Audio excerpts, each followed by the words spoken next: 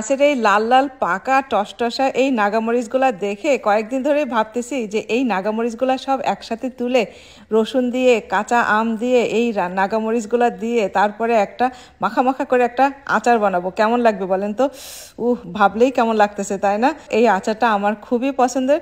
কয়েকদিন আগে আমার একটা ভাবি আমাকে দিছে, খুব মজা করে আমি গরম ভাত দিয়ে যখন কোনো ভাজি ভর্তা দিয়ে ভাত খাই তখন এত মজা লাগে এই আচার একটু নিয়ে খাইলে।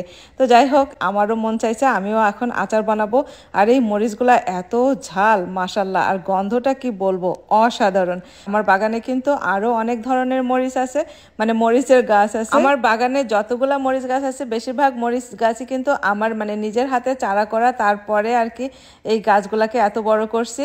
আর হচ্ছে দুই একটা চারা আর কি আমি হোম ডিপো থেকে কিনে নিয়ে আসছিলাম। আমার মনে হয় শাকসবজির ভিতরে আমরা যত গাছ লাগাই তার ভিতরে সবচেয়ে বেশি সহজ হচ্ছে মরিচ গাছ লাগানো, কারণ ঘরে আমরা যেই মরিচগুলা খাই সেই মরিচগুলার যে বীজগুলা থাকে না, সেখান থেকে বীজ ফেলাইলেই কিন্তু মরিচের চারা হয়ে যায়। এখানে কিন্তু অনেক মরিচ গাছ আছে যেগুলা কিনা আমি রোজার সময় থেকে খাওয়া শুরু করছি।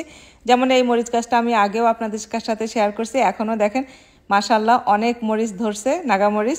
কেমন লাগলো অবশ্যই কমেন্ট করে জানাবেন, আর যখন আচার বানাবো তখন আবার শেয়ার করব। আল্লাহ হাফেজ।